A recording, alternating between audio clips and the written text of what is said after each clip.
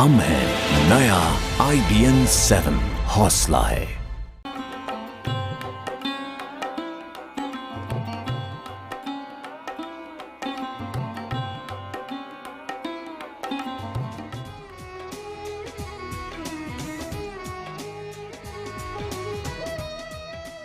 नमस्कार, मैं हूं पंकज भार्गव। कार्तिक पूर्णिमा के एक दिन पहले भीष्म पंचक का व्रत किया जाता है। पुराणों और हिंदू धर्म ग्रंथों में इस व्रत का विशेष महत्व है। भीष्म पंचक का यह व्रत कार्तिक माह में शुक्ल पक्ष की एकादशी से शुरू होकर पूर्णिमा तक चलता है। आज शाम 4:56 पर पंचक खत्म हो रहा है। मान्यता के मुताबिक कार्तिक स्नान के पहले लोग इस व्रत को करते हैं। मान्यता यह भी है कि इस व्रत को करने से महिलाओं की सूनी गोद भर जाती है। हम इस भीष्म पंचक के बारे में बात करेंगे, लेकिन उसके पहले देखते हैं ये पौराणिक कथा।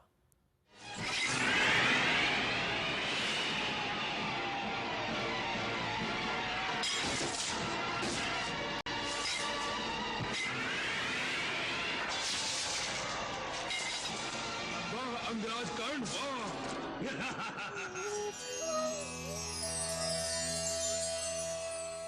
महाभारत युद्ध में विजय के बाद भगवान श्री कृष्ण पांडवों को भीष्म पितामह के पास ले गए और उनसे अनुरोध किया कि वो पांडवों को ज्ञान दें।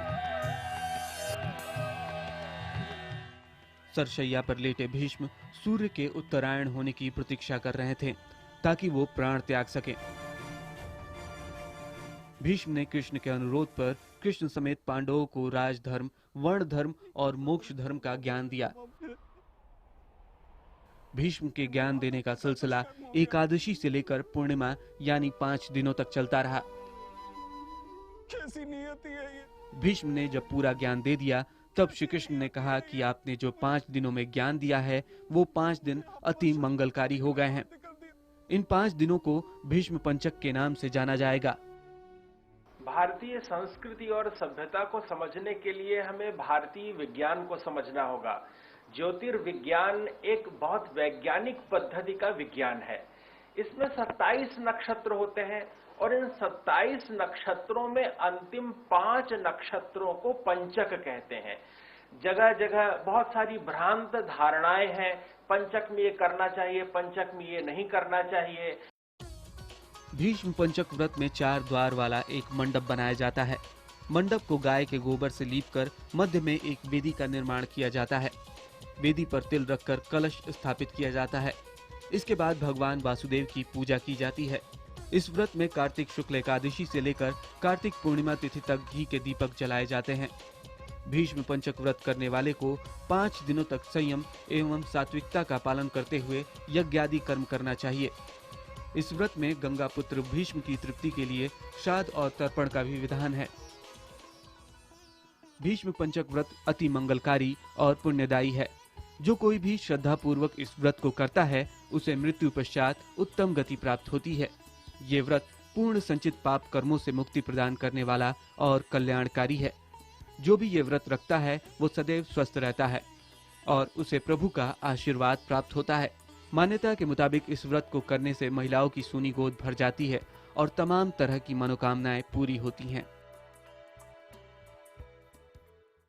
तो भीष्म पंचक पर चर्चा करने के लिए हमारे साथ 3 महानुभाव इस वक्त मौजूद हैं। 2 हमारे साथ स्टूडियो में हैं, ज्योतिषाचार्य चंद्रशेखर झा साहब। उसके अलावा हमारे साथ बिरला मंदिर के मुख्य आचार्य डॉक्टर रविंद्र नागर हैं। साथ ही साथ हमारे साथ भोपाल से जुड़ रहे हैं ज्योतिषाचार्य नीलिम्प त्रिपाठी। उनके पास हम बाद में जाएंगे। पहले चंद्रशेखर झा साहब, आपसे मैं जानना चाहूंगा, एकादशी से शुरू होकर पूर्णिमा तक ये भीष्म पंचक का व्रत चलता है। पहले तो इसकी पौराणिक कथा के बारे में कुछ आप हमें बताएं, क्योंकि कहा जाता है कि भीष्म पितामह के पास पांडवों को लेकर भगवान श्री कृष्ण जब कौरवों को हराया था उसके बाद गए थे और फिर वहां पर 5 वचन उन्होंने दिए थे। कुछ उस बारे में आप बताएं। देखिए, जो इसमें सबसे इम्पोर्टेंट है कि सबसे पहले तो मैं आपको बताऊं कि पंचक का आमतौर पर क्या महत्व है और भीष्म पंचक कैसे अलग है। बिल्कुल। पंचक बेसिकली 5 अपवित्र नक्षत्र हैं। हाँ। जिस नक्षत्र के आने के बाद पंचक माना जाता है। मतलब हिंदू धर्म में ऐसा माना जाता है कि कोई भी नए कार्य, कोई जैसे कि नई दुल्हन को आप अपने घर में ला रहे हो, नया मकान बना रहे हो, नए तरीके की लकड़ी काटकर कुछ उसका सदुपयोग कर रहे हो, या उसका भवन निर्माण में कोई कार्य कर रहे हो, या उपनयन संस्कार या शादी या इस तरीके की कोई भी चीज अगर आप अच्छा शुभ कार्य कर रहे हैं तो इस वक्त ना करें। इस भीष्म पंचक का सबसे बड़ा महत्व यह है कि जब भीष्म को, जब मृत्यु सैया पे भीष्म थे, जब वो कुरुक्षेत्र का युद्ध खत्म हुआ, महाभारत का युद्ध खत्म हुआ, तो भीष्म तो महाज्ञानी थे।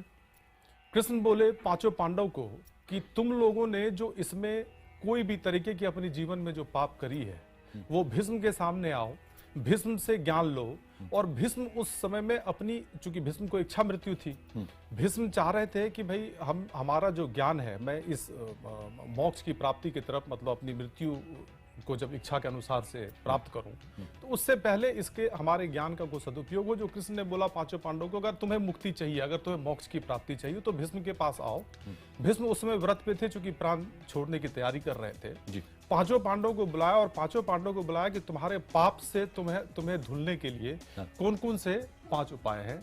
जैसे कि आप कभी भी जो असत्य का प्रयोग ना करें, कोई भी छल ना करें, कोई भी द्वेष की भावना से कोई कार्य ना करें। इस तरीके का 5 चीज, और जो चूंकि उनकी ज्ञान थी, जो 5 दिन उनको लग गया उस चीज को उनको देने में, इसी 5 दिन को हम भीष्म पंचक के रूप में उपयोग करें। बिल्कुल। और हमारे साथ ज्योतिषाचार्य नीलिम त्रिपाठी भी भोपाल से मौजूद हैं। त्रिपाठी साहब, आपसे मैं जानना चाहूंगा, महिलाओं के लिए विशेषकर ये जो व्रत है भीष्म पंचक का, वो काफी लाभकारी माना गया है। कहा जाता है कि महिलाओं की जो सूनी गोद है वो भी इस व्रत को रखने से भर जाती है। आप इसके बारे में कुछ अगर बता पाए। ये बहुत ही सुंदर विचार है। भीष्म पंचक व्रत महाभारत काल में जैसे ये प्रारंभ हुआ, इसमें ये हम समझ पाते हैं कि ऋषियों का आशीर्वाद, भगवान की कृपा और सत्संकल्प 5 दिवसों में धर्म, अर्थ, काम और मुक्ति के साथ भगवत स्मरण निरंतर रहता है। तो वो भावना, चाहे गर्भाधान, पुंसवन, सीमंतोन्नयन इत्यादि संस्कारों से परिपुष्ट हुआ जो बीज है, वो शक्ति संपन्न होता है, ऊर्जावान होता है, ज्ञानवान होता है। इसलिए सभी महिलाओं के लिए तो ये बहुत ऊर्जाप्रद है।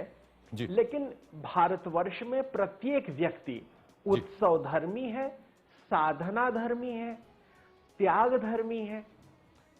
इसलिए ये सारे व्रत व्यक्ति के अंतःकरण को शुचिता प्रदान करने के लिए होते हैं। एकादशी से लेकर पूर्णिमा तक हम अपने पूर्वजों का तर्पण करते हैं, गंगा नदी में स्नान करते हैं, अपने घर को लीपते हैं, साफ करते हैं, अपनी आकांक्षा परमात्मा से निवेदित करते हैं। तो शुद्ध अंतःकरण से किसी भी प्रकार की भावना करने से शीघ्र ही वो पूर्ण होती है। और भगवान श्री कृष्ण की कृपा ऐसी है कि उस कृपा से गुरुमुख से ये बात निःसृत हुई, आज तक जो कोई इसका स्तवन मनन चिंतन करते हैं उनकी कामनाएं पूर्ण होती हैं। क्योंकि ये पंचक 27 नक्षत्रों के अंतिम 5 नक्षत्र हैं। बिल्कुल। ये भ्रांत धारणा बनी हुई है कि इसमें बहुत सारे काम नहीं करते। दरअसल शुभ कर्म करने चाहिए। जैसे दुकान खोलना है, वाहन लेना है, जो चर पक्ष के जितने भी कार्य हैं वो शुभ हैं। लेकिन जो हम काम बार बार नहीं करना चाहते उन्हें थोड़ा विलंबित करें। चलिए, मैं इसके बारे में आपके पास आऊंगा और इस बातें को जानूंगा, क्योंकि ऐसी भ्रांति फैली हुई है कि शुभ कार्य जो है ऐसे में नहीं करते हैं। तो इस बारे में मैं आपसे जानूंगा। आचार्य नागर, आपके पास में आना चाहूंगा। चूंकि हम भीष्म पंचक के महत्व के बारे में बात कर रहे हैं, तो आपकी वाणी में इतना आनंद आता है जब कुछ कथा को आप सुनाते हैं, तो हम चाहेंगे कि वो दृश्य आप हमारे दर्शकों के लिए खींच दें कि भीष्म पितामह जो है वो तीरों की शैया पर लेटे हुए हैं, सूर्य के उत्तरायण होने का इंतजार कर रहे हैं और उनको इच्छा से मृत्यु की वो वरदान प्राप्त था। तो कह सकते हैं कि सूर्य के उत्तरायण होने का इंतजार कर रहे हैं। पांडवों को लेकर श्री कृष्ण जो है कौरवों को हराने के बाद उनको लेकर गए हैं कि भीष्म पितामह उनको कुछ कहें, उनको वचन दें। तो वो दृश्य अगर आप खींच कर जी, आपने बहुत ठीक कहा पंकज भाई कि उन्होंने जब शरशैया पे लेटे हैं, शरशैया पे लेट करके उन्होंने कहा ये 5 बातें। एक तो भगवान श्री कृष्ण ने उनको कहा कि आप भी इतने ज्ञानी हैं, इतने अच्छा, आपको अच्छा सारा सब कुछ ज्ञान है, तो आप पांडवों की तरफ क्यों नहीं है? तो उन्होंने कहा था कि मैं जानामि धर्मम न च मे प्रवृत्ति, मैं धर्म तो जानता हूँ लेकिन इसमें लगा नहीं। मुझे पता है पांडव धर्म के रास्ते पर हैं, 5 पांडव थे, 5 पांडव धर्म के रास्ते मार्ग पर थे। लेकिन उन्होंने कहा, स्पष्ट कहा है कि पिछले जन्म में इनके ये ब्राह्मण थे, कहीं पुजारी थे, पांचों पांडव, लेकिन इन्होंने एक बार प्रसाद लेने कोई आया, उसको प्रसाद दोबारा फिर लेने वो आ गया तो उसको मना कर दिया ब्राह्मण ने। तो ब्राह्मण का कर्म ये नहीं है किसी को मना कर निषेध करे, प्रणाम कर दे, वंदन कर दे। थोड़ा वो समझाएं आपकी ज्ञान तो श्री कृष्ण भी दे सकते थे जी। श्री कृष्ण लेकर क्यों गए भीष्म पितामह के भीष्म पितामह? क्योंकि उनका सत्य था। इनको बहुत शक, आप बहुत प्रश्न बढ़िया पूछा है। एक तो अविलुप्त ब्रह्मचर्य, उनके पास ब्रह्मचारी थे, उन्होंने अखंड ब्रह्मचर्य का पालन किया, मन से भी कभी क्षरण नहीं हो, जरा भी नहीं हटे हैं मन से, ब्रह्मचर्य से। एक तो ब्रह्मचर्य उनमें पंकज भाई था, और वो ज्ञान दे सकते थे, गीता ज्ञान उन्होंने स्वयं दिया, लेकिन उनको लेके इसलिए गए कि उनके ब्रह्मचर्य था, उनका तेज था, उनका ओज था, उनको इच्छा मृत्यु प्राप्त थी, उनको स्वच्छता, शुद्धता, सफाई, मन की पसंद था। उन्होंने कहा भीष्म पंचक इसलिए कहते हैं इनको, भीष्म के पंचक पांचों काम उन्होंने किए। भीष्म ने एक तो स्वच्छता की बात कही, मन को स्वच्छ रखिए, विचार स्वच्छ रखिए, अच्छा रखिए, और दूसरी बात है सत्य रखिए, जैसे अभी शास्त्री जी का सत्य की बात करें, सत्य रखें। तीसरी बात उन्होंने कहा कि अपने कर्तव्य में हमेशा डटे रहो, कर्तव्य पालन हमेशा करते रहो। चौथी बात उन्होंने भीष्म जी ने कहा कि हमेशा महिलाओं का आदर और सम्मान करो, महिलाओं का सम्मान हो। और पांचवा जो विशेष आशीर्वाद दिया उन्होंने, इन दिनों जो व्रत करेगा, उपवास करे, नदी में स्नान करेगा तो पुत्र की प्राप्ति होगी। जी। तो चंद्रशेखर झा साहब, पंचक लगे हुए हैं, 5 दिनों का पंचक है, एकादशी से लेकर पूर्णिमा तक शुभ कार्य नहीं करते, ऐसी भ्रांति है। तो क्या ये सत्य है या फिर इसमें सत्यता नहीं है? देखिए, सत्यता इसलिए है कि एक विद्वान और हैं जिनसे आपने भी पूछा, उन्होंने भी जिक्र किया इन चीजों का। सबसे जो महत्वपूर्ण है कि 5 अपवित्र नक्षत्र इस दौरान गुजर रहे होते हैं जी। और इस पांचों नक्षत्र का अलग अलग महत्व है। हाँ। जैसे धनिष्ठा, शतभिषा, रेवती, उत्तर भाद्रपद, पूर्व भाद्रपद, इन पांचों नक्षत्र के अनिष्ट करने के अलग अलग तरीके हैं। हाँ। जैसे धनिष्ठा नक्षत्र में अगर आप कोई कार्य कर रहे हैं तो आपको अग्नि भय बना रहेगा। मान लीजिए आप कोई घर बना रहे हैं, आज आप ईंटों के मकान बनाते हैं, आज आप लोहों से मकान बनाते हैं, पहले लोग घास फूस से मकान बनाते थे, तो अग्नि भय बना रहे, ये प्राचीन सभ्यता लकड़ी से का चली आ रही, लकड़ी का इस्तेमाल करते थे। तो इस तरीके की चीजें होने के आसार बने हुए थे, क्योंकि नक्षत्र से हम ज्योतिष विद्या में इस बात को मानते हैं कि शुभ या अशुभ होने की स्थिति बनी रहती है। जी। उसी तरीके से दूसरा नक्षत्र है रेवती, जिसमें आपको आर्थिक संकट आ सकता है। हाँ। और आप मान लीजिए मकान की शुरुआत करें और आपके पास पैसे की कमी पड़ गई, मकान पूरा ही नहीं होगा। आप बहू को घर ला रहे हैं और आपके पास अच्छे पैसे नहीं है कि आप बहू को अच्छी सेवा दे पाए, या आप कोई भी नया कार्य अगर कर रहे हैं तो उस नए कार्य में आर्थिक संबंधी दिक्कतें आपको आ सकती हैं। उसी तरीके से दूसरा नक्षत्र है पूर्व भाद्रपद, जिसमें आपके स्वास्थ्य खराब हो सकते हैं। आप नए कार्य कर रहे हैं और उसमें आपकी स्वास्थ्य खराब हो गई, तो आप क्या करेंगे? इस वजह से इसको अशुभ माना गया है। जी। लेकिन हम जब बात करते हैं भीष्म पंचक की, तो भीष्म पंचक चूंकि ज्ञान का 5 दिन था, हाँ। ये महत्वपूर्ण 5 दिन थे।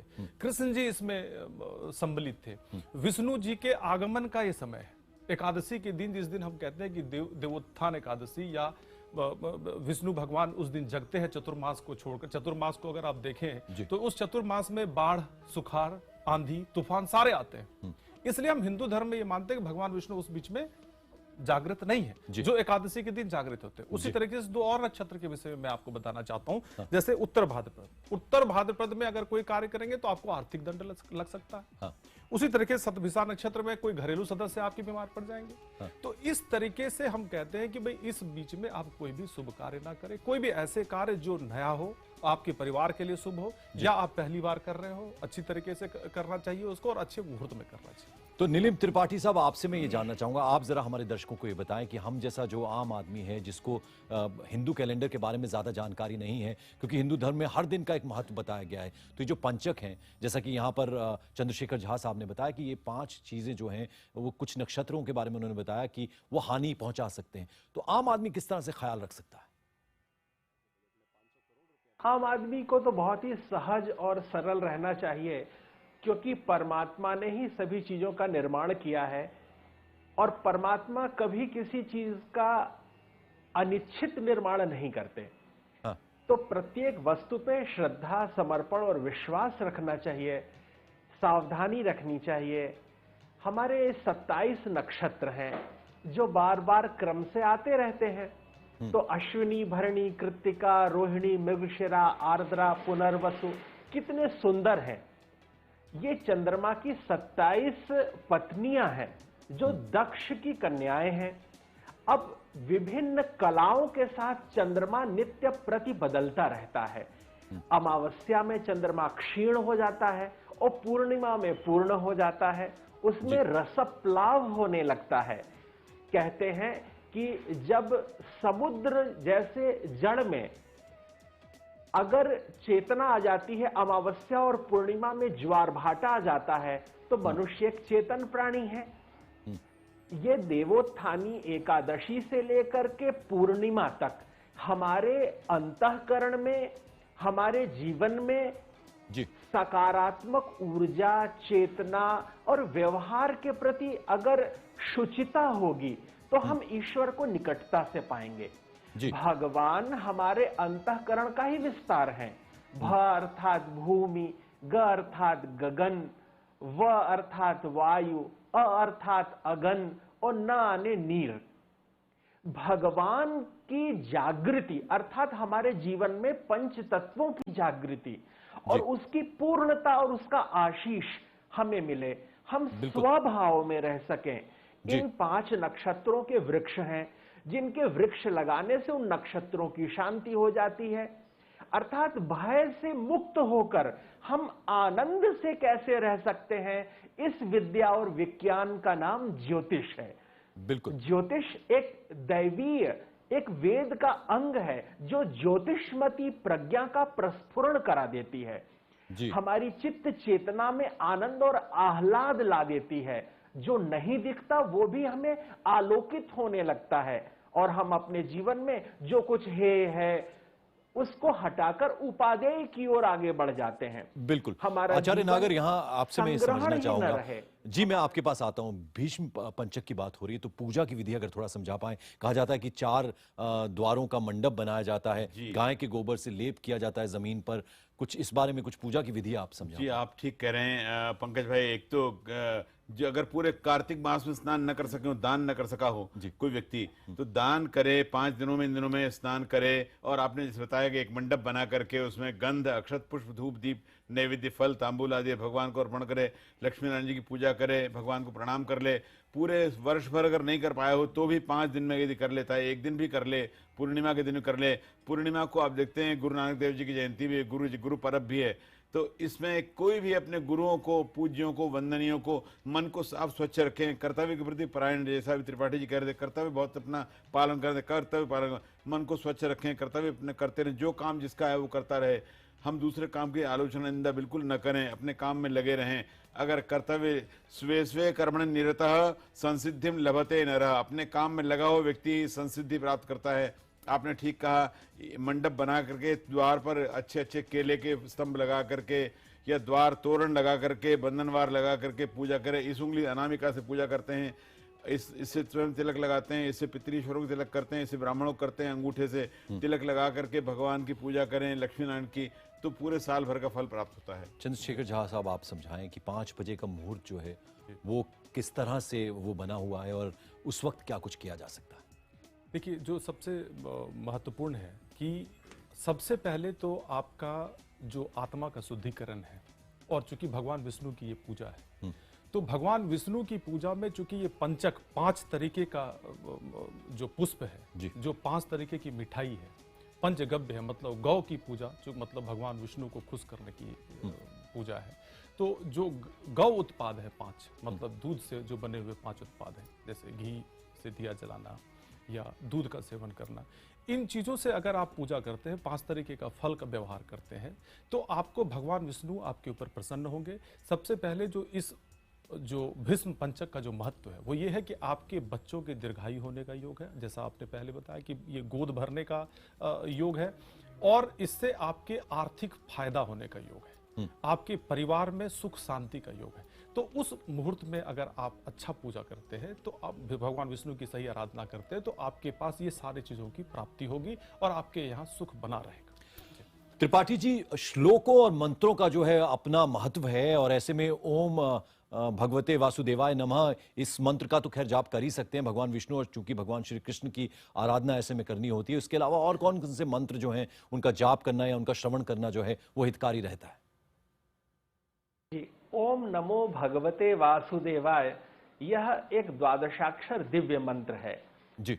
लेकिन सशंख चक्रम सकिरीट कुंडलम सपीतवस्त्रम सरसीरुहे क्षणम सहार वक्षस्थल कौस्तुभश्रियम नमामि विष्णुम शिरसा चतुर्भुजम।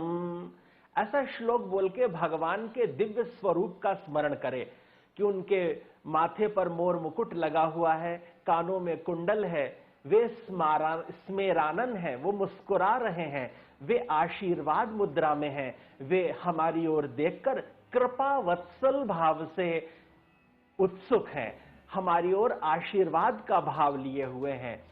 हम जितनी शुद्धता से, अंतःकरण की जितनी पावनता से भगवान का सामीप्य प्राप्त करेंगे, भगवान नाम का जप करेंगे, संत सन्निधि में रहेंगे, सत्कर्म करते रहेंगे, पुण्य अर्जित करते रहेंगे, माता पिता को प्रणाम करें, गुरुजन को प्रणाम करें, गाय का पूजन करें। और इस दिन तो वृषभ दान का बड़ा महत्व है जी। गाय के लिए लोग लालायित रहते हैं, लेकिन बछड़ों को छोड़ देते हैं, बैल का तिरस्कार करते हैं। लेकिन आज के दिन यह विशेष रूप से ऐसा किया जाता है कि वृषभ का दान किया जाता है। वृषभ ध्वज, भगवान शिव शंकर, उनका ध्वज वृषभ है, उनकी पताका में ध्वज बना हुआ है, उनका वाहन वृषभ है। इसलिए अगर आज वृषभ का सम्मान, सत्कार, आदर करें, जो सत्कर्म में संलग्न है, ऐसे सात्विक विप्रों का आदर करते हुए ने उन्हें वृषभ दान दें। समुचित जितनी सामर्थ्य हो उतनी दक्षिणा दें, शुद्ध अन्न का भोजन कराएं। ऐसे पावन पुनीत अवसर पर हम जितनी अपने मन की शुद्धता रखेंगे। बिल्कुल त्रिपाठी जी, हम चाहेंगे कि आपकी जो सुंदर आवाज है उसमें हमें कुछ और श्लोक मंत्र अगर सुनने को मिले।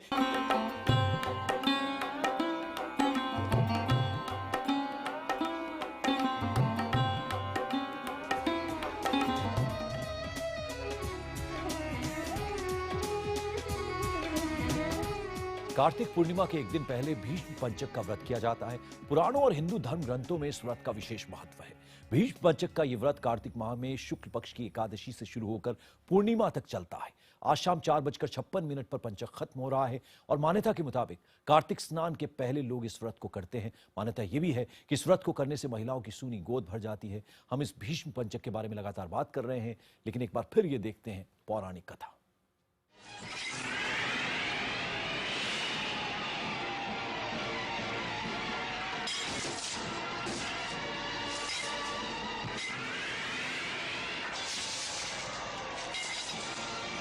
अंगराज कर्ण,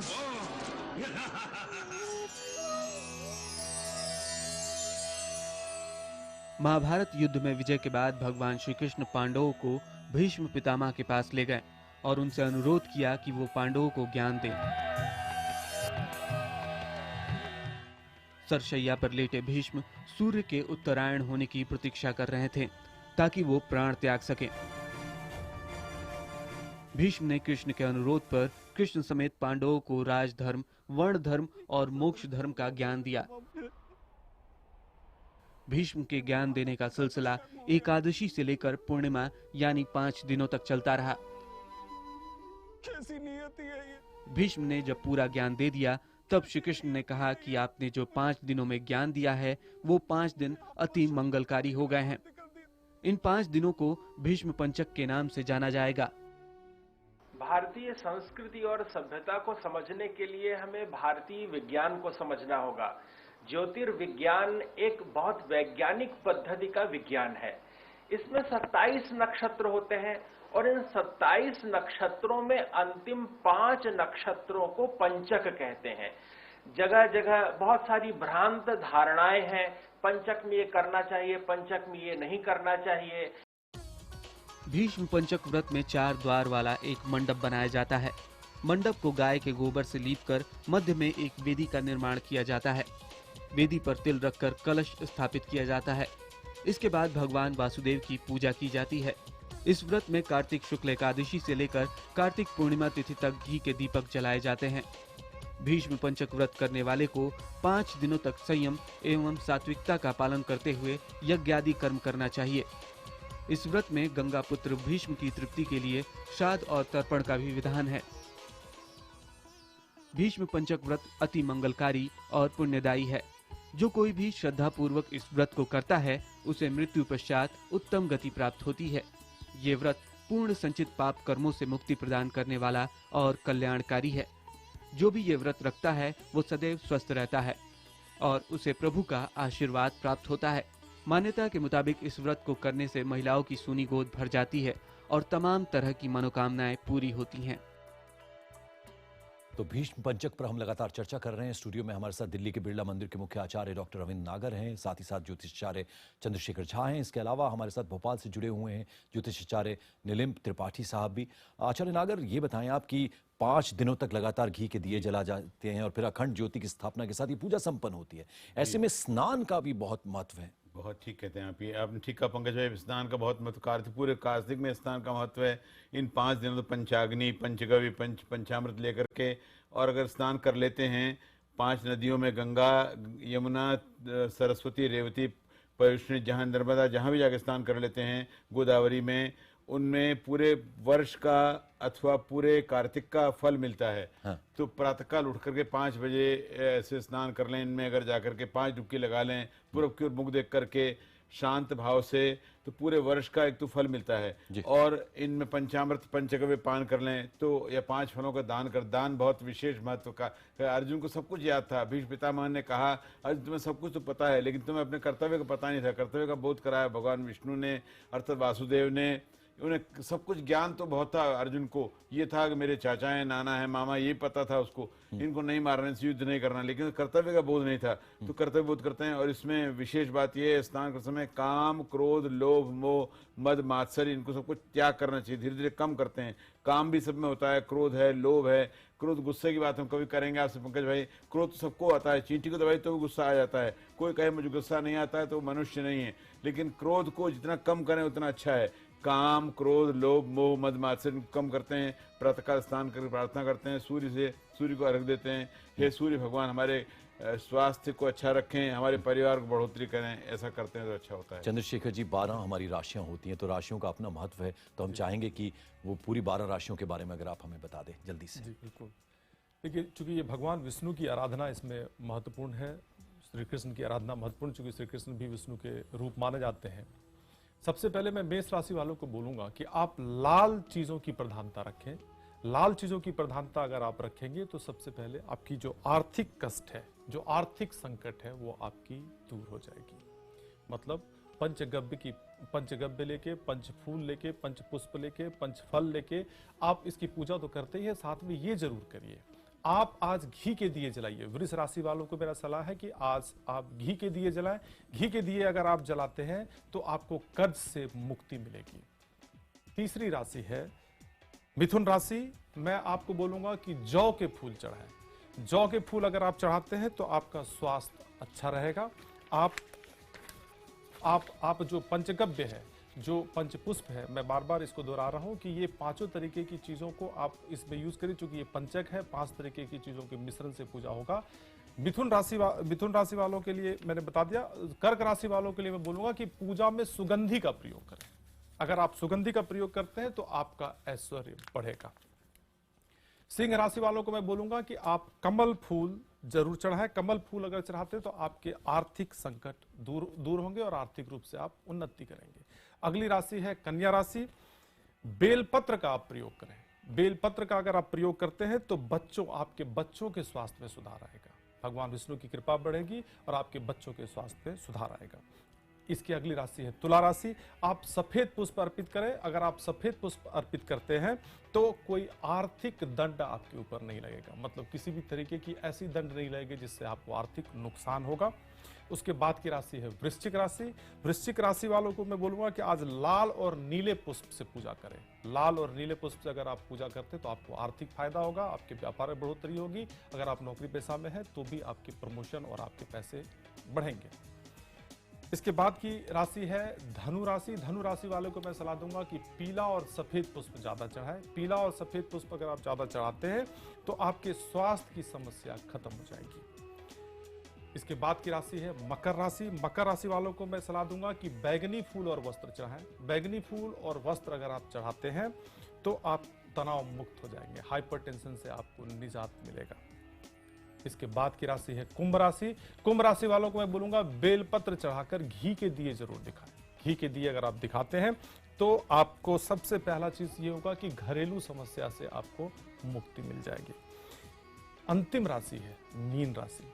मीन राशि वालों को मैं बोलूंगा पीला और लाल रंग की अधिकता रखें अपनी पूजा में। मतलब ये पांचों तरीके की चीज जो मैंने आपको सलाह दिया कि इन पांचों चीजों को यूज करेंगे, उसमें आप सबसे ज्यादा पीला चीज जरूर आप यूज करें, व्यवहार करें पूजा में। अगर ये करते हैं तो आपको आपकी जो आर्थिक उन्नति होगी और आर्थिक उन्नति के साथ साथ बच्चे भी आपके स्वस्थ रहेंगे। तो इस तरह से 12 राशियों के बारे में हमें चंद्रशेखर झा जी ने बताया और हम उम्मीद करते हैं कि जिन जिन बातों का ख्याल रखने के लिए आपको कहा गया है उनका आप पालन जरूर करेंगे। नीलिम त्रिपाठी जी, आपसे मैं जानना चाहूंगा, वो दृश्य खींचने की जो बात हो रही है कि भगवान श्री कृष्ण जो है वो कौरवों को जब पांडवों ने हराया तो उसके बाद उनको भीष्म पितामह के पास लेकर गए और सूर्य उत्तरायण का होने का इंतजार कर रहे थे भीष्म पितामह। फिर उन्होंने उपदेश दिए। जब उपदेश पूरे हुए तो भगवान श्री कृष्ण बहुत प्रसन्न हुए और उसी दिन के बाद से उन्होंने जो व्रत, जो यानी भीष्म पंचक का व्रत रखने की बात उन्होंने कही थी। तो हम चाहेंगे कि उस दृश्य को अगर आप थोड़ा खींच पाएं और अपनी सुंदर वाणी में अगर कोई श्लोक और मंत्र आपको याद आ रहा हो तो। जी। अहौ आहारे वा कुसुम शयने वा दृशदि वा मणौ वा लोष्टे वा बलवती रिपौ वा सुहृदि वा तृणे वास्त्रैणे वा मम समदृशो यान्तु दिवसाः क्वचित् पुण्यारण्ये शिव शिव शिवेति प्रलपतः। ये बड़ा ही मार्मिक क्षण है। इस मार्मिक क्षण में जब भगवान श्री कृष्ण सामने खड़े हुए हैं, भीष्म पितामह शरशैया पर लेटे हुए हैं और उनके चिरंजीव शिशु जिन्हें वो गोद में खिलाते हों और उन्हीं के द्वारा वो शरशैया दी गई है वो सामने हो, लेकिन एक अंतिम उपदेश, जब कभी माता पिता अंतिम सांसें ले रहे हों और बच्चा सामने हो तो हर क्षण वो उनकी बातें चूहने को लालायित रहता है। उस क्षण में भीष्म पितामह ने उन्हें आश्वस्ति का वरदान दिया था और कहा था कि ये जो धर्म अर्थ काम मोक्ष हैं ये तत्क्षण प्राप्त होते हैं, हमें हर क्षण सावधान रहना चाहिए। ये जो पूर्णिमा का व्रत है और विशेष रूप से कार्तिक पूर्णिमा का व्रत है, ये अपार फलदायी है। कहते हैं कि अगर पूरे वर्ष पूर्णिमा का व्रत किया जाए तो कोई भी कोख सूनी नहीं रहती। सत्यनारायण व्रत कथा का विधान कहा गया है। और ये जो कार्तिक पूर्णिमा है इसमें जो कृत्तिका नक्षत्र है वो बड़ा महत्वपूर्ण है, क्योंकि शिव के प्रथम पुत्र कार्तिकेय को इन 6 कृत्तिकाओं ने अपने अंदर धारण किया था। और शंकर जी का इस तिथि से भी विशेष लगाव है, क्योंकि भगवान शिव शंकर त्रिपुरारी हैं और त्रिपुरासुर का भी वध उन्होंने इसी पूर्णिमा को किया था, इसलिए उनका भी स्तवन मनन पूजन करना चाहिए। भगवान श्री कृष्ण के, श्री राम के इष्ट स्वयं शिव हैं और ये दोनों लगभग समरूप हैं। ये दिन इसलिए भी महत्वपूर्ण है कि आज के ही दिन पुराणों में मत्स्य पुराण की रचना हुई। जब वेद पुराण सारी औषधियां समुद्र में लुप्त हो रही थीं जी, तब भगवान ने मत्स्य का अवतार लेकर के इन सभी चीजों की रक्षा की थी और वो दिन कार्तिक पूर्णिमा की थी। इसके चतुर्दशी और पूर्णिमा को अवश्य स्नान करे। गंगे च यमुने चैव गोदावरी सरस्वती नर्मदे सिंधु कावेरी जलेस्मिन् सन्निधिं कुरु।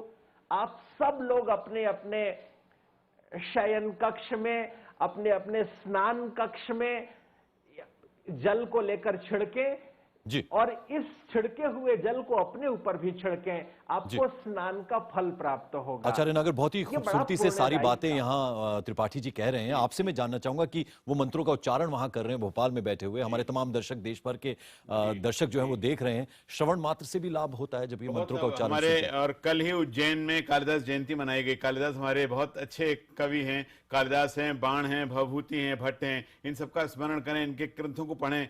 कालिदास ने, आप जान लें पंकज भाई, आप तो समझते हैं, इन्होंने 7 ग्रंथों की रचना की, 3 महाकाव्य हैं, 3 नाटक हैं, 1 खंड काव्य है। तो कम से कम उनके नाम पढ़ें, विष्णु सहस्त्रनाम पाठ करें इन दिनों, और भगवान का स्मरण करें। ऐसा यदि करते हैं तो वास्तव में हमारे पुराणों का स्मरण करें, पुराण पढ़ें, और जो अच्छे अच्छे ग्रंथ हैं, अच्छी पुस्तकें हैं, उनको पढ़ने से बहुत ही लाभ होता है, मन प्रसन्न होता है। विष्णु सहस्त्रनाम पाठ, गीता के 12वें अध्याय का पाठ करें, 15वें अध्याय का पाठ करें, या अगर कुछ ना आता हो तो वो गायत्री मंत्र का जप कर लें।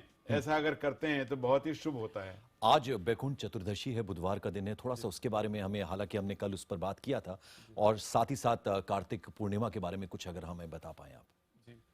देखिए, बैकुंठ चतुर्दशी का जो सबसे महत्वपूर्ण बात यह है कि बैकुंठ चतुर्दशी में भगवान विष्णु के ऊपर ये आधारित ये चतुर्दशी है। आज अगर आप आराधना करते हैं तो इस चतुर्दशी की आराधना से भगवान विष्णु की कृपा से आपको मोक्ष की प्राप्ति होती है। कहा जाता है कि जब नारद जी जब बैकुंठ गए भगवान विष्णु के पास, हमारे साथ मेहमान जुड़े हुए थे। नागर साहब आपका बहुत बहुत शुक्रिया, चंद्रशेखर झा साहब आपका भी, और त्रिपाठी जी आप भोपाल से हमारे साथ थे, आपका भी बहुत बहुत शुक्रिया।